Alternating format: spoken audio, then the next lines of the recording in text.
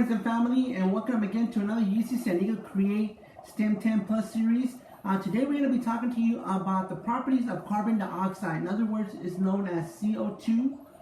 Okay, so get ready for this. Some of the materials that you are going to need, for example, a bowl here, kind of like the one I have here. You're going to need some dish soap. You're definitely going to need some dry ice, because dry ice, it is carbon dioxide.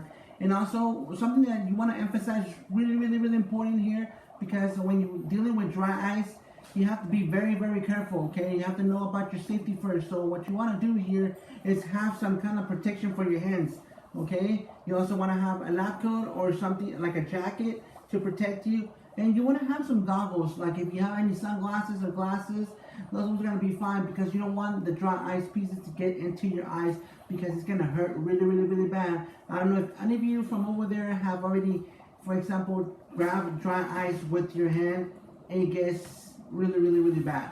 Okay, so some of the things that we're going to talk to you about is going to be about the molecular structure of carbon dioxide. We're going to talk about the freezing point of carbon dioxide. We're going to talk to you about what's happening here and this mysterious phenomenon, like why is there smoke coming out there. And we're also going to do something really fun with this. We call them at UC San Diego Create, we call them some tags. It's nothing but PCV piping with some lids and some plastic thick tubing and a little bit of tape. And we're going to go ahead and use these ones to create some carbon dioxide bubbles, okay? So let's get started. All right, so some of you guys have seen carbon dioxide in the solid state from when you go buy some paletas ice creams from the paletero, the ice cream truck, okay? And this is like the solid formation, okay? This is the solid formation of carbon dioxide. But the gaseous phase, we cannot see it. We're blinded by that. We cannot see it. It's colorless, odorless. And for example here, let's talk about this mystery, okay? This mystery, some of you guys might think that carbon dioxide is actually this white smoke. But no, it is not that white smoke. Carbon dioxide, you cannot see it, okay? It's very dense. It's much denser than the dry air that you feel all over your body when you're walking through the park or anywhere. Okay, so what's happening here, previously I had warm water in the container by itself, and then warm water or any kind of water liquid right here, it has some kind of thing that you call vapor pressure, or like vapor, right? So what's happening here, because carbon dioxide in the solid state is very cold, what's happening here, the water vapor is actually being freezing right here in your eyes. That's why the white smoke is coming up about, okay? So that's something really cool about. Just want you to know about that splash. All right, so let's talk about the structure of carbon dioxide. Okay, when we say carbon dioxide or CO2, we usually refer to this right here. I'm gonna go ahead and try real quick. CO2, okay, that means that we have one carbon atom and then two oxygen atoms, okay, and how they are connected. They are connected, double bonded by covalent bonds, okay, and they kind of like form like this linear shape, kind of like this marker pen. Okay, so here you have the two oxygen atoms on the sides of the middle carbon. We call it the central carbon in this case. And then you have here four lines, which on the left and on the right means that they're double bonded to that carbon, okay? So that's the structure, and we call it the linear structure of carbon dioxide. And let me tell you, how cold do you have to get to actually freeze carbon dioxide? And we're talking about degrees Celsius, okay?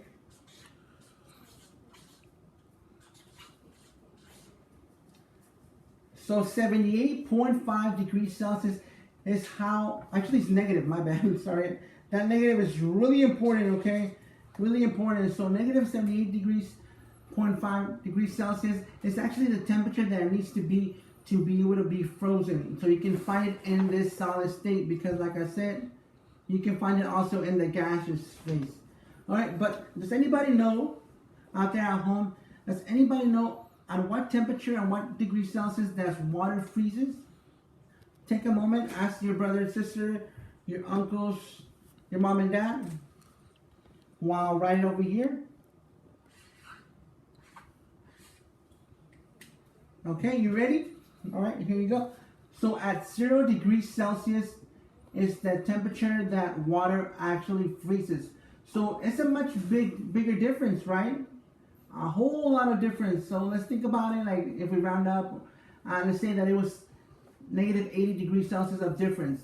And that's a huge chunk, okay? That's why it is much colder than actually regular ice. It is much colder than regular ice. Like you can hold your ice cube with your hand, with your bare hand, but you cannot hold a dry ice, a carbon dioxide ice, with your bare hands because it's really really cold. It's really freezing, and it can give you like frostbites in your skin, and you don't want that. Okay. The next thing that I'm gonna go ahead and move about, we're gonna go talk about the different phases that in chemistry we talked about, and we like to go with the 3 common ones. I know there's a 4th one or another one, but let's talk about the 3 main ones that we all know about, and those are gonna be the solid, the liquid, and the gas phase. Okay, so we like to abbreviate with SLG.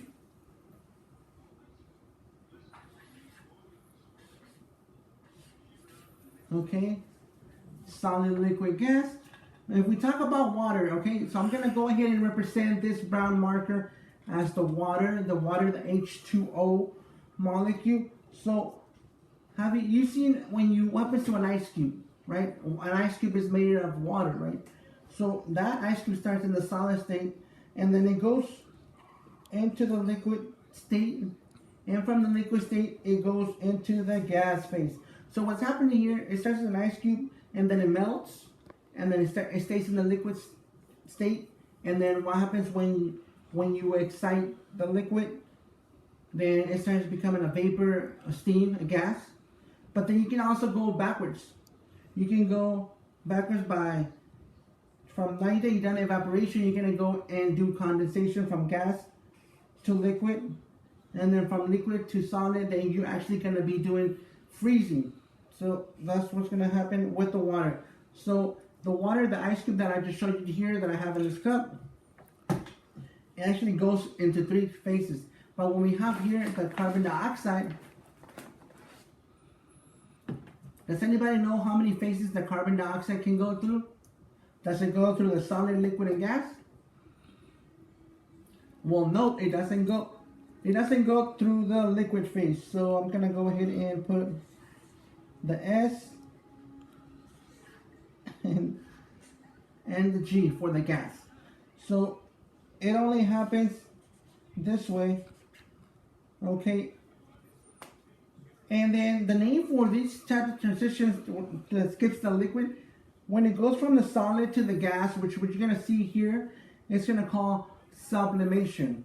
Okay, sublimation. And then when it goes from the gas to the solid, it's gonna be called deposition. And I'm gonna go ahead and write you these keywords, and you don't have to memorize these words, this vocabulary, but make sure to take note, because we're so familiar with melting and freezing, evaporation and condensation, but we hardly see sublimation and deposition. Okay.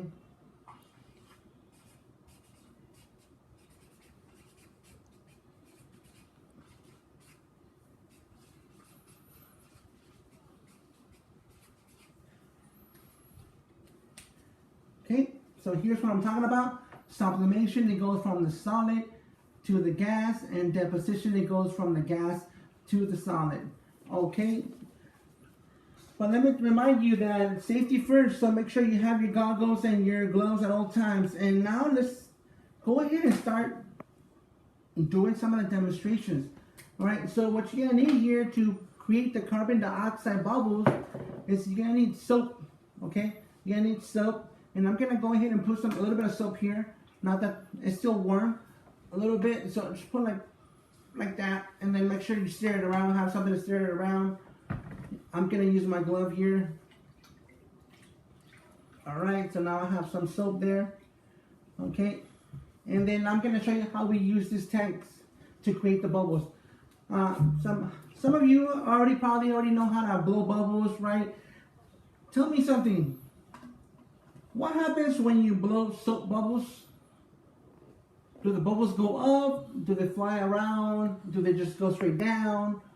Or do they just come and just crash? Or sometimes it's really hard to generate those bubbles, right? Because sometimes they just splash in your face. Look. All right. So what's gonna happen here? Okay. So let's make sure it's very sealed. You wanna go ahead and I'm gonna dump this ice because I forgot to get a container. So I'm gonna dump this ice. You wanna put once you make this. For this tank, you want to go ahead and put like about halfway of warm water. All right, it can be hot. It'll last longer. All right, and then you put some dry ice. So I'm gonna go ahead and put some warm water that I have down here. All right. All right, can't really see.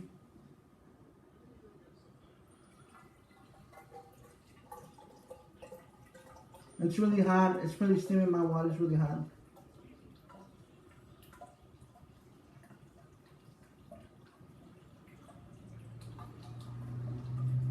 Yeah, so this experiment is just to talk to you about carbon dioxide, to get you excited about chemistry and things that you can do in the lab and play with the elements of the periodic table, and maybe, who knows, you might discover your own element, you know. So we're in the hunt to discover more elements because planet Earth and the universe have a lot of mysteries that we still haven't solved. All right, so I'm gonna go ahead and do this. All right, so put a couple pebbles. So when you buy dry ice, ask them if they can give you pebbles, because sometimes you can get it by the chunks, but you want to get the pebbles because they work much better. All right, as you see, you get this reaction that is heavily happening, and it's pretty exciting. It's very, very, very richly. All right, the next thing you want to do is seal it, and the reason for this is to go ahead and kind of like my own AC right now that we're in San Diego at summer weather, pretty hot. So the reason for this tubing is to channel right here, so we can channel it and let it go through here. The next thing I'm gonna do, I'm gonna submerge the end of the tubing into the soapy solution, okay? And I'm start generating some bubbles. But let me remove some of this stuff over here so you can see there. And I got some bubbles right there. All right. So I want you to take note, and I want you to see what's happening to the bubbles.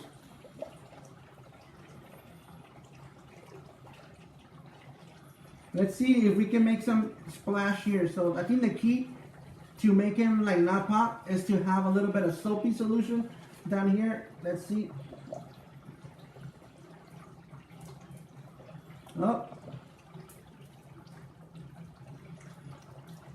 Oh, there we go. But as you can see, they're not flying up into the air, right? Like regular bubbles will do. Regular bubbles will go into the air and start flying, but these ones are not. And this is pretty fun. You can keep playing with it until your water in the tank gets really cold. Because remember, dry ice is being sublimated. So what's happening? All the coldness is being transferred into the warm water, which we say is going to be freezing or cooling off the water. Okay, so I'm gonna keep it running. So another thing I want to tell you about is that the reason why the bubbles right here are going down and then I go into the air and then I going up is because carbon dioxide is very, very much denser than the air that we see around, like I was telling you earlier. And they go down. It's pretty exciting. Like that one's kind of like going down, shrinking and popping. So some things I want you to take away is I want you to take away that you can be creative at home. You can be creative. You can go to any hardware store or any store and you can generate some pretty cool designs. This is a homemade apparatus instrument to create it in the lab. And I also want you to take away the different states of matter, which is solid, liquid, and gas. And have a lot of safety. Be very safe about, or precautious about everything that you do, especially with chemistry. Chemistry is one of the most important ones that when you work in the lab, you want to be safe at all times, because dealing with elements, some of them that might be more reactive than others, so you want to be very careful. Always be very careful. And some of my dry ice already started to shrink, so I'm gonna go ahead and put more to kind of generate more bubbles. And just want you to know that in chemistry we have different elements. Some of them are metal, some of them are not metal, some of them can be both, like semi-conductive. There's a lot of things, like the table is made of some atoms, mostly carbon. Here the tubing, also carbon. And carbon is very important. It's a very key fundamental element for life, for organisms. Okay? So take note on that. And before we go, I want to go ahead and just scale this thing up. Because in science, we always want to say, how can we do it better, right? What can I do to make it better? And I think for right now, for this experiment, for this 10 plus series in chemistry and carbon dioxide and CO2, how can we do it better? Well, by making a much bigger bubble, right? Who says yes? Who says yes that we can do a bigger bubble? All right. Well, I'm gonna let this running. I don't know where I'm gonna put it, but I'm gonna just let it run it. I think I'm gonna go ahead and I'm gonna release it. I don't have a container to put it in, so I'm just gonna put it in here.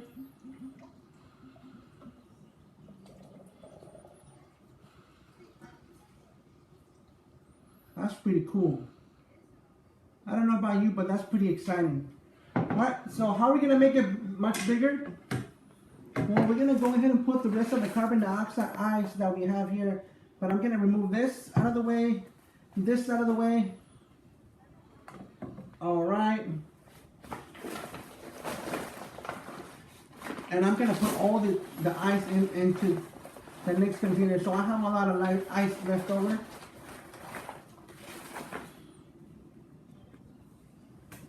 And I'm gonna go ahead and get this big bucket right here full of water. Alright, the next thing, in order to make it bigger, you want to go ahead and dump some of the dry ice in there and allow it to react and start bubbling up.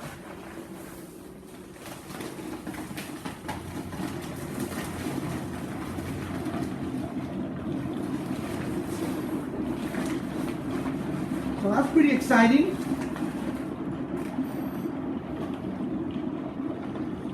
Wow, that's so exciting. This is being so reactive because the hot water is being cold so fast, and you have a little bit of hotness steam here coming out. But this is really exciting. This is something that you might want to do, like for Halloween this year. Even though we're quarantined, this is a cool experiment that you want to do at home. And let me remind you here, in this bowl I have soap. Okay, so I have a soap solution. I'm gonna put a little bit more. Alright, the next thing, I have a piece of clothing right here. And I'm gonna go ahead and open it up. I don't know how I tie this. Just bear with me, keep watching the carbon dioxide flow. This is not the carbon dioxide, remember, okay? The carbon dioxide, it's actually so dense that it's going down, okay? It's going down. Alright, the next thing I'm gonna go ahead and do is submerge this into the soap solution, and I'm gonna go ahead and cover here to create like a kind of like a thin filament to generate a bubble. Okay, but let me put this back over there, And in science, let me remind you, in science, some things might work on the first try, some things might not work on the first try. So don't get discouraged, okay? Alright, so let's see if it happens, if it goes.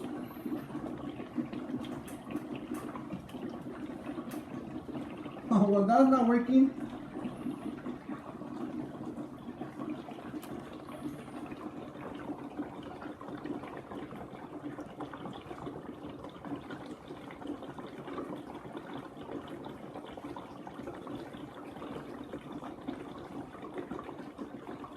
Nope. Alright, let's keep trying. Alright, let's keep trying.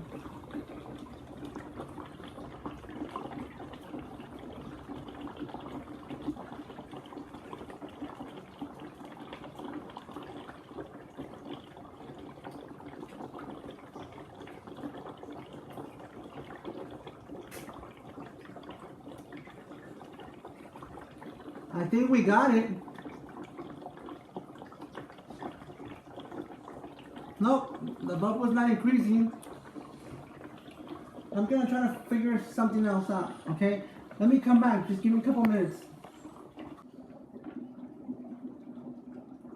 Alright, so I had to go tear a shirt, my old shirt from my closet because this little string wasn't working, so kinda wanna have something like the clothing piece. So I'm gonna go ahead and put all the ice now. Good thing I didn't put all the ice before, because then the reaction wouldn't happen. You wouldn't be able to see nothing. So I'm gonna get this reaction going by putting more carbon dioxide. How about we just put all of it? You know, this time we are gonna go big or go home. So I'm gonna go ahead and put everything.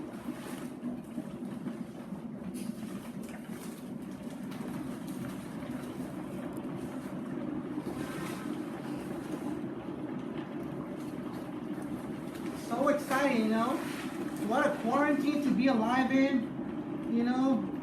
So now that we have this really happening, I got my own AC happening. I got my nephews and nieces back there. So excited, but because of the sake of this video, they cannot be loud. So I'm gonna go ahead and now let's see if we can generate that bubble.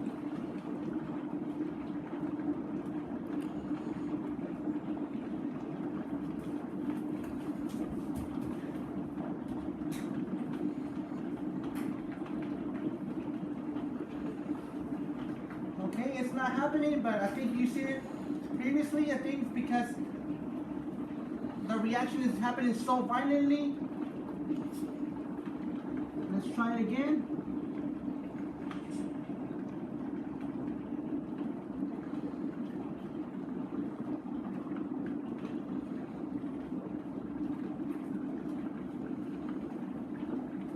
Oh, so it popped. You see it? It popped in my face. And that's okay. It's science. You gotta get excited. So this is the beauty about being in chemistry. You know, I'm a chemistry student. I like working in the lab. You get to know the elements, the periodic table, the different reactions that might happen. Let's see. Let's do it very slow. There you go. There you have it. Exciting times, right? Woo. And then you can just have your friends and family and adults supervise you, because like I told you, safety first when you're dealing with carbon dioxide. And let me ask you questions like, where else do you see carbon dioxide? Okay, just go ahead and if you know, you know. Can I hear you? But where else can you see it? Let me give you another example. How about those soda drinkers, those pop drinkers? You have that carbonic acid. You have like CO2 that bubbles up to help you with the fizzling of the syrup. You can also have that in there. So there you have it. I hope you have fun with chemistry with Archie today. Learn about what carbon dioxide is, that it goes only in two states of matter. It only goes into the solid and into the gas. That's correct. So there you have it. Just have a lot of fun, and don't be afraid to become a chemist, and also wear your personal protective gear, your PPE. There's gonna be some cool stuff. It's gonna be more cool stuff coming up around this summer, you know, with the STEM10 Plus series. So stay tuned, okay? Thank you very much, and See you next week.